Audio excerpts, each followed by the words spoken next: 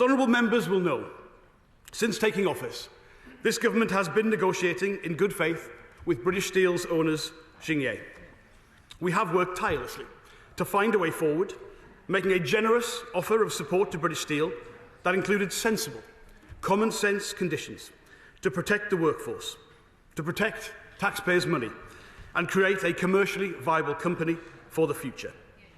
Despite our offer to Jingye being substantial, they wanted much more, frankly, an excessive amount. We did, however, remain committed to negotiation.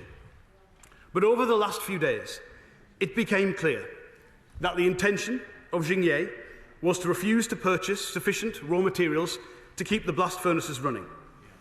In fact, their intention was to cancel and refuse to pay for existing orders.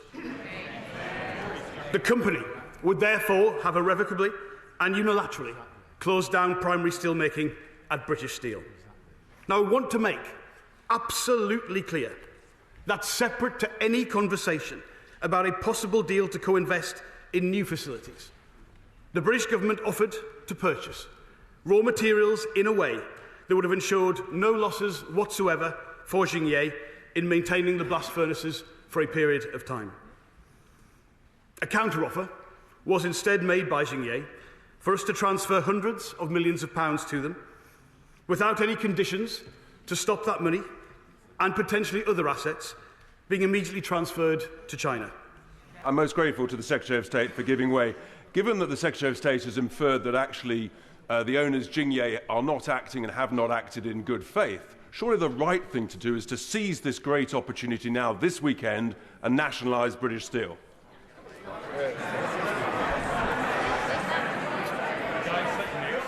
Mr. Speaker, I want to be clear that a transfer of ownership to the state remains on the table, and it may well, at this stage, given the behaviour of the company, be the likely option. But also, our aspirations for British Steel remain a co-investment agreement with a private sector partner to secure that long-term transformation.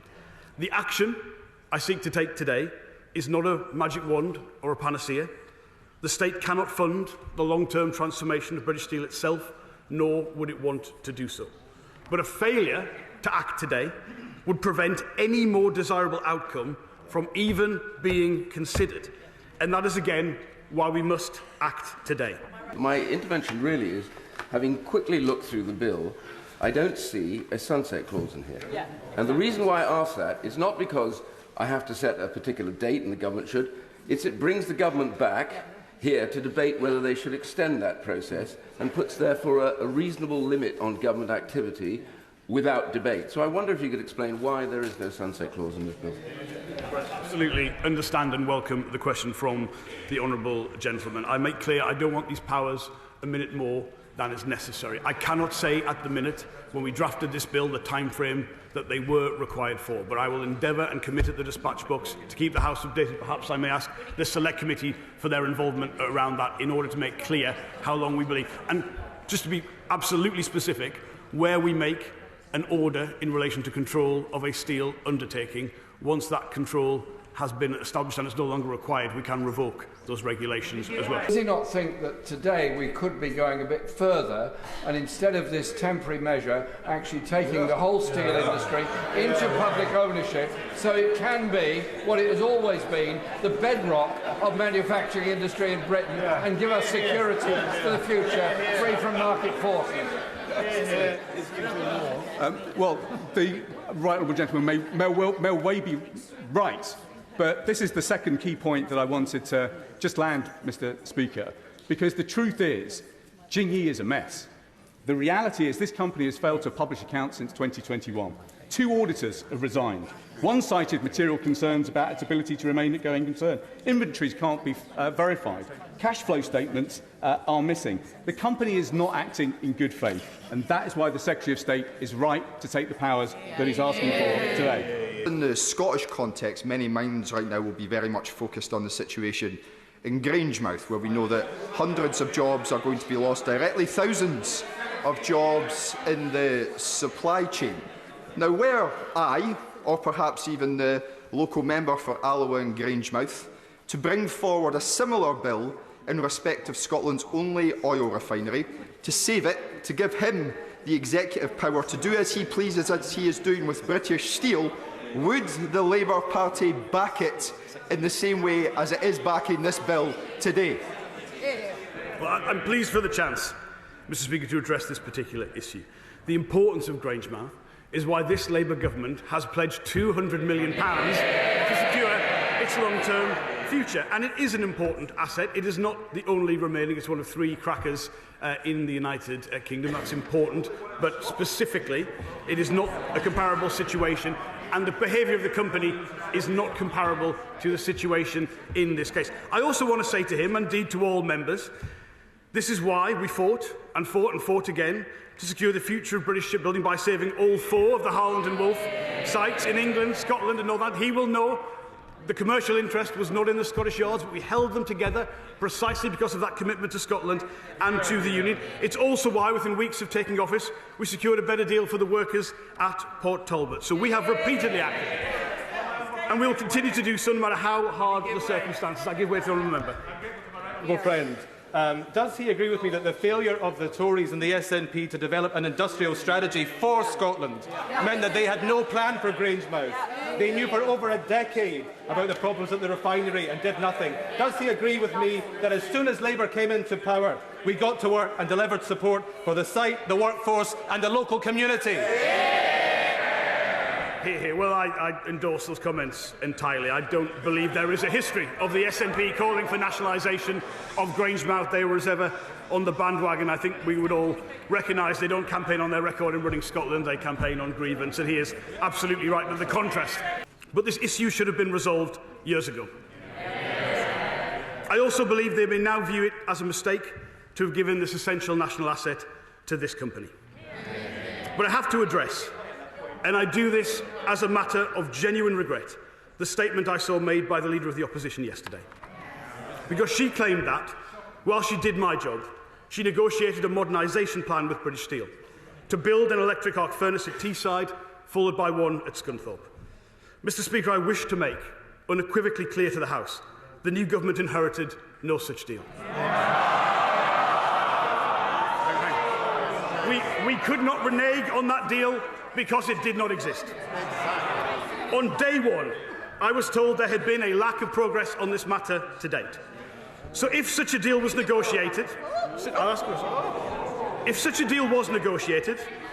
in secret, I would ask the Leader of the Opposition to say how much money she agreed to give Jingye for this deal, what were the conditions placed upon it, and to state the obvious, building 2 electric arc furnaces in 2 different locations would be more expensive than building one in one location.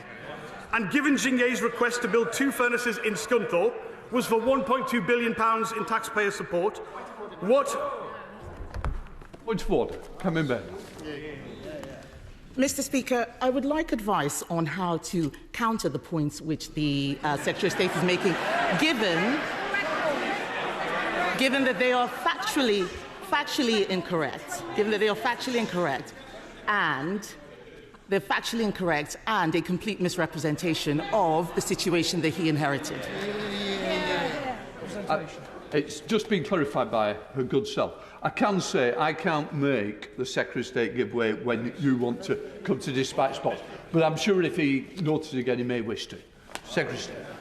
Speaker, this is an excellent chance to clarify this, because if the Leader of the Opposition agreed a deal with Jingye to cause massive job losses in Scunthorpe, transfer the jobs to a completely different place at higher cost than the request the company made to us, I think she should be able to tell us, and I'm more than happy for her to give the Mr. Speaker, Labour cannot negotiate. We were negotiating a modernisation deal that would have had limited job losses, just like we had in Port Talbot. They inherited a functioning commercial deal in Port Talbot. The same was going to happen with British Steel had we not had a snap election. What he is doing now, Mr. Speaker, is the union-pushed deal. They brought that deal to me, Mr. Speaker. I said no, he said yes. Mr. Speaker, this is genuinely revelatory. I say again, if Jingye's request was for £1.2 billion to build at lesser cost in one place, what was the sum of money agreed by the Leader of the Opposition when she was Business Secretary to build in two places? Give it, because it certainly wasn't in the accounts at the Chancellor. I will give that. How much money was agreed to Jingye to close the jobs in Scunthorpe? Mr. Speaker.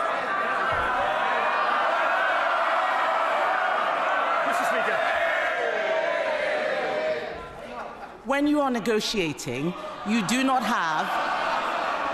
They're cheering and laughing because they love this.